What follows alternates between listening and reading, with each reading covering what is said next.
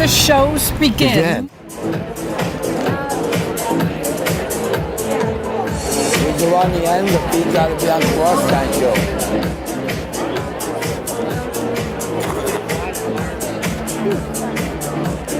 During the show, do not lean out like that with the camera, with the iPhone. Like if you put it up against your body, you'll get a nice shot, but out here they'll freak out. Thank you. Ladies and gentlemen, if you are sitting in the front row, kindly uncross your legs, pull back your papers, keep your iPhones off the runway, and enjoy the show. We have feet down there. Uncross your legs. You gotta uncross that leg, girlfriend.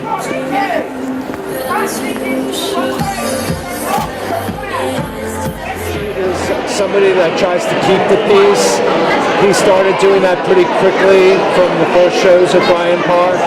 I used to do a little bit of that. He took a little of that from me, and I was so glad to not have to do that. The whole put your papers in and uncross your legs thing, Richard's become very, very proficient at it, almost from the very beginning. And somebody needs to do that. It really helps for the photos, it helps for the video, and it helps keep a semblance of order.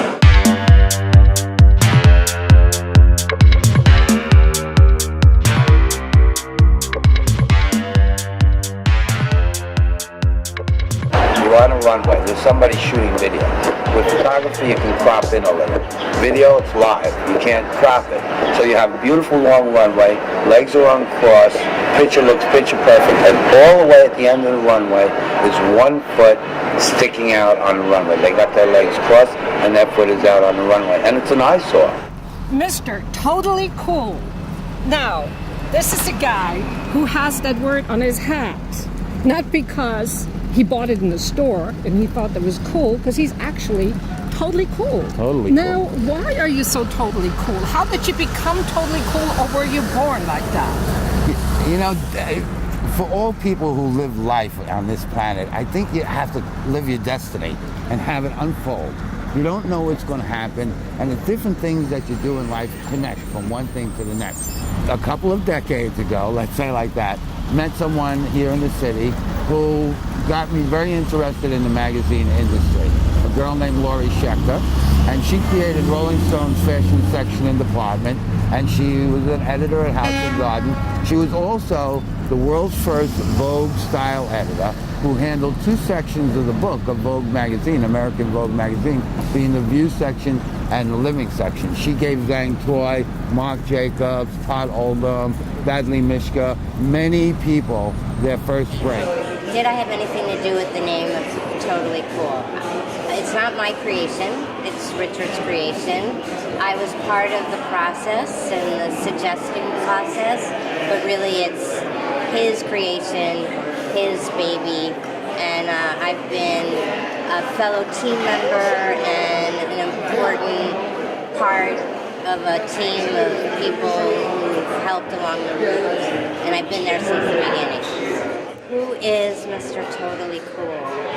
That is a very complicated question. I would say, in short, he's a man of the people, a man of the universe, a man who has a very huge heart and is looking to help people get accomplished their goals. What is Totally Cool about? It's about something that comes from the heart. Actually, it's the only project in the whole world that has a common denominator with every person on the planet. Like whether it's religion or politics, everybody has their own opinions and it's all fragmented. But I'll bet you, even yourself, as you watch this, you have something that's totally cool to you. Everyone in the world has something that's totally cool to you because it's something that comes from the heart. And if it's totally cool to you now, the memory of it will be totally cool to you 50 years from now. I think probably one of the favorites moments from everybody is Richard Renda running down the runway at Zhang Toy, 25th anniversary. Richard arranged to have a little cake brought out for Zhang Toy, but unfortunately some of the signals got crossed towards the end and he didn't realize that he had a cake coming, so he started to exit the runway, partly because Zhang Toy is not really one to seek the spotlight. So Richard sprinted after him very quickly, I might add, and corralled him back to the end of the runway in front of the media pit so that we could applaud him and help him celebrate his 25th anniversary. I can describe him, I guess, as a diplomat, occasional madman, and the person who keeps it all from getting too out of control. I've shot other fashion shows in around the city, of course, and in other areas, and I can tell you that without Richard Renda at least assisting with the media pit, it would be a horrible, crazy mess. Who is this publication, Mark? Say that again? Who is this publication? I understand. You're shooting Rich. This?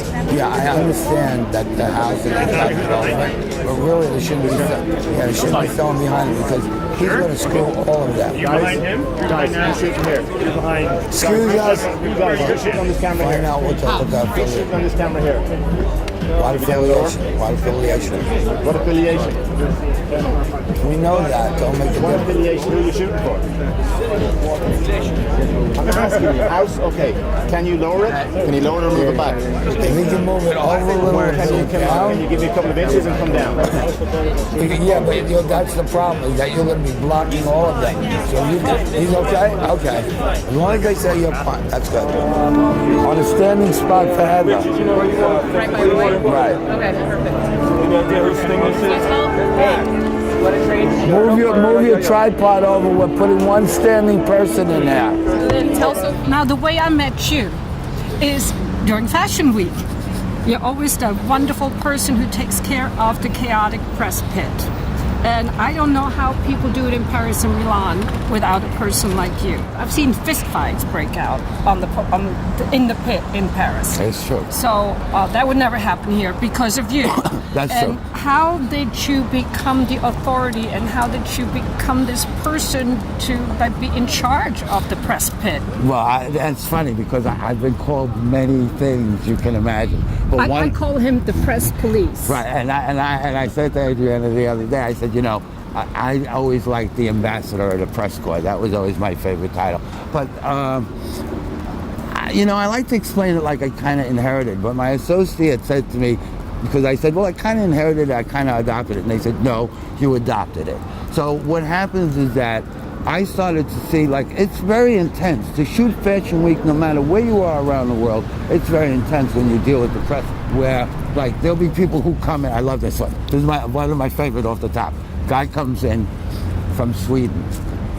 He jumps into someone's spot the first day. I say, you can't sit there. He said, oh, no, I'm going to sit there. I said, no, you can't sit there. He said, you know, oh, I know what I'm doing. I said, look, if you've been here before, you would notice you can't do this. He said, no, I'm going to do it. He said, I've been shooting Fashion Week for 18 years. I said, oh, really? I said, well, I've been here 23 years and I've never seen you before. So he said, oh, well, you know, I shoot in Sweden. I said, well, you're not in Sweden anymore. And he got a bit of an attitude. So I said, look, this is how it works. You go and ask the people around you who I am and what I do. And I said, what you're going to find out is when you have problems through the week, the person you're going to come to solve your problem is me. So you want to work together. And that's the whole idea. I have very specific philosophies. This is about a family. This is about a press corps. This is about a community. And we all kind of care about each other. So the idea is that to work with each other. Anyone that's in the press rise that has ever been with us, and it's a good story that goes with Milan and Paris with it. Anyone that's ever been in the press rise and knows the philosophy is simple. Everybody gets the shot.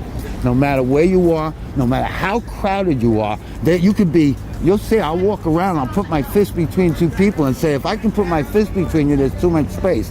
I will get you in so tight. But you'll see that there'll be one person here and another person will be behind you. They'll shoot over your shoulder and another person here. Everybody on that press riser will get the shot. You stacked them really well. Yeah, it's amazing. It's when you see it, which you will see through the week. Hello? You were pushing my shit? No, You was putting my sentence. I saw you pushing my shit. I was backstage. You was pushing my shit. I saw you. I said you was pushing my shit. You said no. I held your seat. Say what? I held your seat. No, I saw you. You have to go to the top of the rising now for that, all the way to the back. I'm kidding. So do I think that there's a need to have somebody at the end of the runway? That does exactly what I do. Making sure that the lighting is right, making sure that everybody's getting a shot. I would have to say that there is someone at the end of the runway most of the time in New York. If we're on site, I'm at the end of the runway. If we're doing kids fashion week, I'm on the end of the runway. Look at them. Relax. Look at them. Smile. That's good. That's great. Look at this camera. Fabulous. Walk it off. Good job. If I'm not there, I would think it's, the best thing to have somebody there. Because, one of the things is about getting the shot. Everybody's trying to get the shot. If an adult model or professional runway model is on the runway and they only look in one direction, then nobody else is getting the eye contact. And the shot is not as riveting. And the same thing with the kids. The kids seem to be a little bit more cooperative. They have a little bit more time. Good. Get up. Nice and easy, don't run. The short runway, good. Bring it up. Stop. 1, 2, 3. Don't leave until I tell you. Look at them. Turn your body and look at them. Right. Look at them. Now look at this camera. Now round off and go. Good. Very good. It's about the designer. The designer wants to put on the best show possible. And if there's somebody there that's working in the designer's interest to see that outcome, that's what the designer's going to get. If there's nobody there, the designer's going to go home and there's going to be disappointment.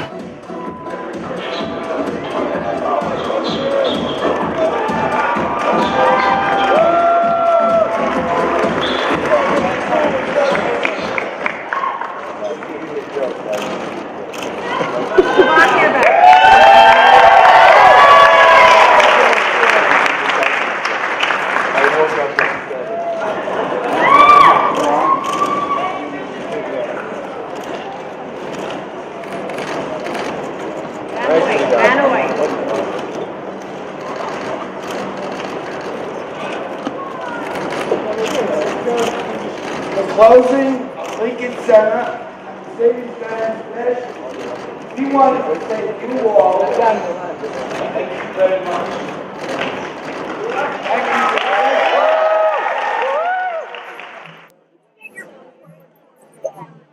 Good night. Goodbye. I love you all. Thank you so much. Dramas. Oh, dramas. There was 2 of them. I'll just go to one. There was a girl that came from London.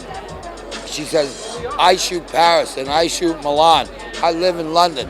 And I said, and she didn't like the way things operate because she just wanted to step and walk over everybody. So, go into people's spots, push people away. And I just said to her, I said, well, you shot Paris and you shot Milan. I said, but this is not Paris and Milan. This is New York. And we have a certain way of doing things. We consider people, we work with everybody, we watch who's working and who's not, and we make sure that nobody's stepping on other people. He has a tough job to do, and he's gonna be a little bit abrasive to some people that really don't get what he's doing. But for the people that have been there and done that, we appreciate his effort all the time.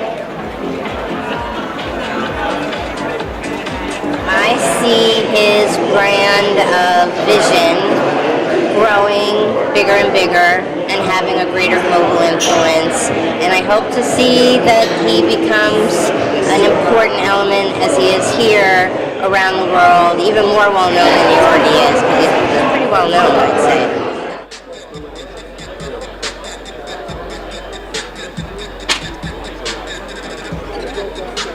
It's a wrap. Ladies and gentlemen, we are done. Mercedes-Benz Fashion Week at Lincoln Center, finished, complete. New era, Happy New Year, Merry Christmas.